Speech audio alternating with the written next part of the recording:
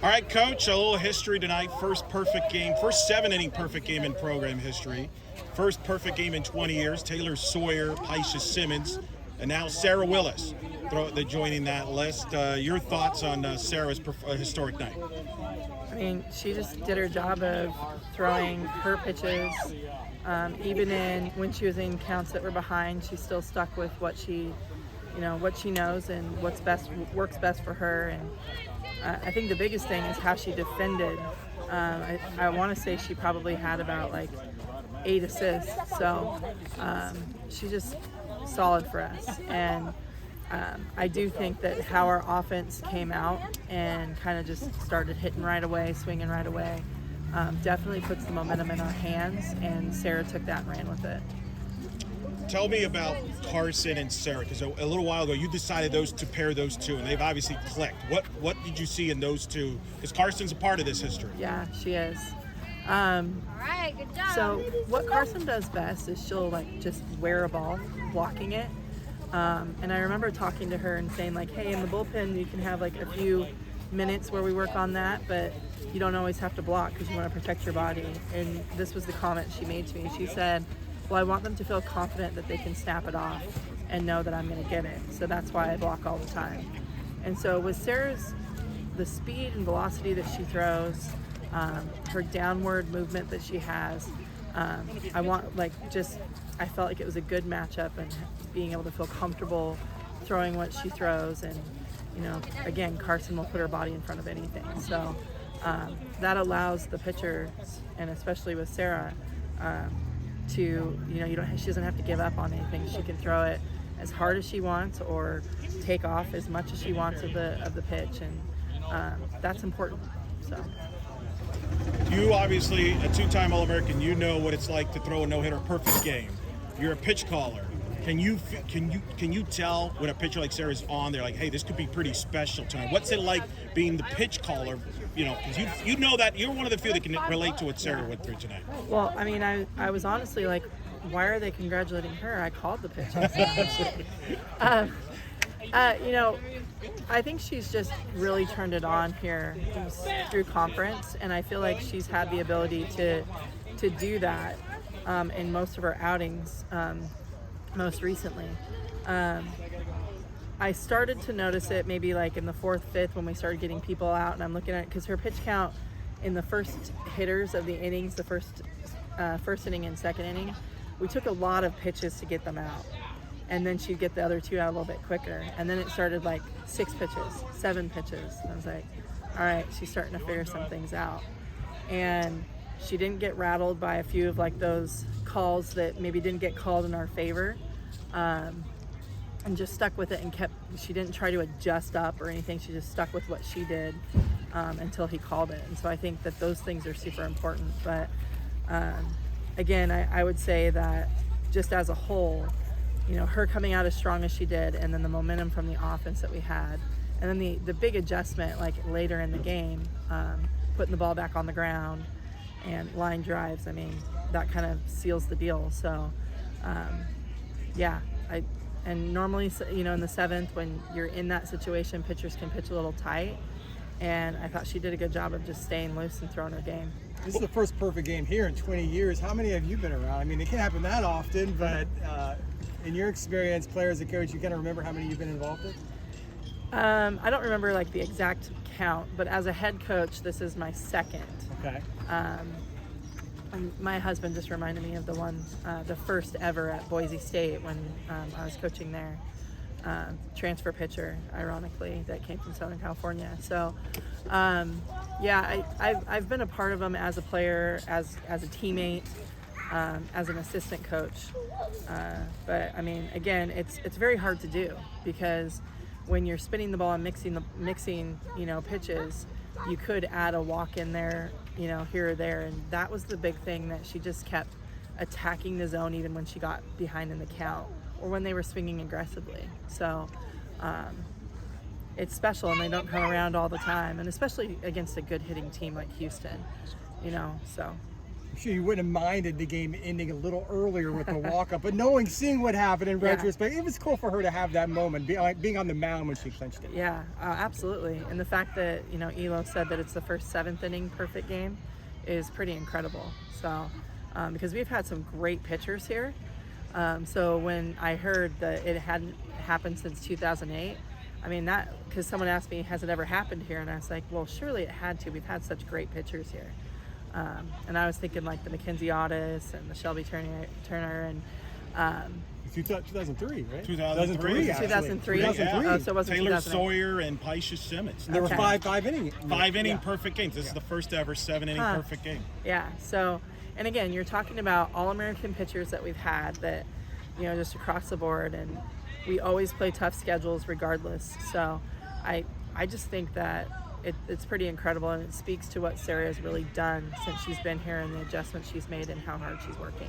Can you talk about the difference that it's made for Sarah? Because I noticed that for the past month she's really started to emphasize pitching a lot more. So how big was that for her to do? Yeah, I mean, I think it's tough because being a two-way player myself, I remember my coach telling me, and her and I had this talk of, hey, you're going to pitch a little bit more and hit a little less. And I was not happy about that, right? Like, I loved hitting just as much as I loved pitching. But I understand it way more now.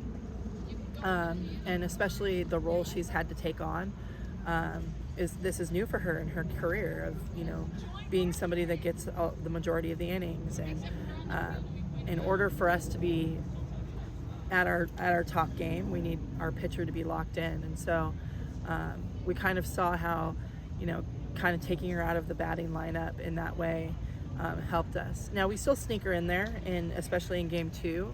But I also see where, like, if we need to bring her in late in the game, we want her to come out of the bullpen, not off the field, because she's not only one of our strong hitters, she can also play outfield really well.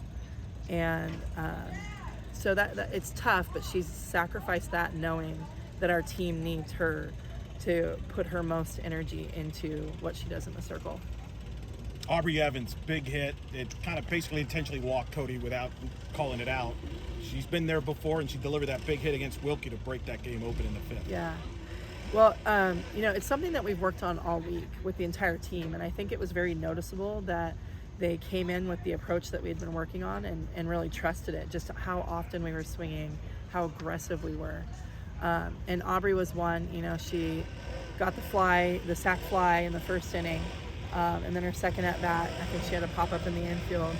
And so we just talked about the adjustment that needed to be made. And the way she worked her count, she laid off the up, is exactly what we talked about. So it's fun to be able to talk about the approach and then execute it pitch for pitch. But she's somebody, she's a freshman that doesn't act like a freshman, right? And it's just, she's got a very bright career ahead of her. And like, we'll take it. If they're going to walk Cody, I obviously, my little competitive self is like, they're coming after you. They're walking her after the first pitch. And she just gets this little grin on her face. And it's, you want that to happen. So in order for us to have the lineup that we have and to apply pressure with every single hitter, because I think that's what we did tonight. 8 of our hitters had base hits tonight. That's what it needs to look like. So really proud of them. Yeah, Coach, just out of curiosity, with your pitching expertise and background, what was your good pitches and characterize your style? So there's times where Sarah that can throw 70 miles per hour will still work backwards. And I think pitchers that maybe are more of like off-speed thumbers, they can work backwards for so long, but Sarah has a 70 miles per hour fastball, if you will. And so to have those things, I'll kind of see how they stand in the box and then how they take pitches. So if I think they're trying to sit her changeup, then we'll throw it less. So if you notice, like, we'll use it, then we'll go away from it, and then we'll use it again. And that's really just trying to see what their tendencies are, their timing. And again, for her ability to be able to throw that pitch in any count at any time is huge for her. And it's very tough for hitters. But I think what was big for her too was being able to steal those strikes with her faster pitches today. but just out of curiosity, Yeah. what were your great pitches? Oh, my great pitches. I typically would say the pitch that worked that day. But I became an All-American when I got a great changeup. So when I developed that great changeup, my sophomore, junior year in college is when I started to really figure it out. But I had the ability to throw hard, not as hard as Sarah, but I spotted the ball, and that's what I lived off of. So, I mean, again, whatever pitch worked that day against that team, but I was more of an upspin pitcher, which ironically we have more down ball pitchers this year, and so yeah, that's kind of, I utilize getting more outs in the air. Yeah. Speaking of you being a player, you mentioned that you yourself received the talk about pitching more and hitting less. Did you being on the receiving end of that talk help giving Sarah that talk when you had to do that? Absolutely, yeah. And then I even told her, like, look, I was mad about this. Like, I remember looking at Coach like, are you crazy? I've led an RBI on our team. Like, what the heck? But what he was doing makes total sense to me in my coaching brain now. And he would put me into hit when it needed to happen. But we only had 2 pitchers that year, and so I usually would throw the first game, come in the second game, throw the third game of a series. And so he knew that that's a lot of wear and tear on a body. Like nowadays, you've got more pitchers on a staff, and so our goal is to not go over 150 innings before postseason. I mean, I threw 300 innings a year. Wow. So to understand what that means, and you get on base and then you're running and you can only be pinch ran for one time.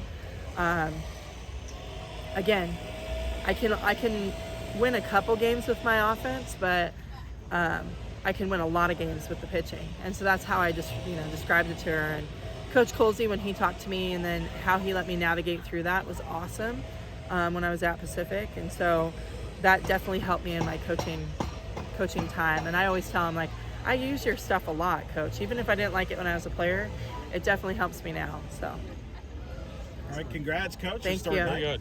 thank you. Appreciate it. Thank you, Coach. Thank you.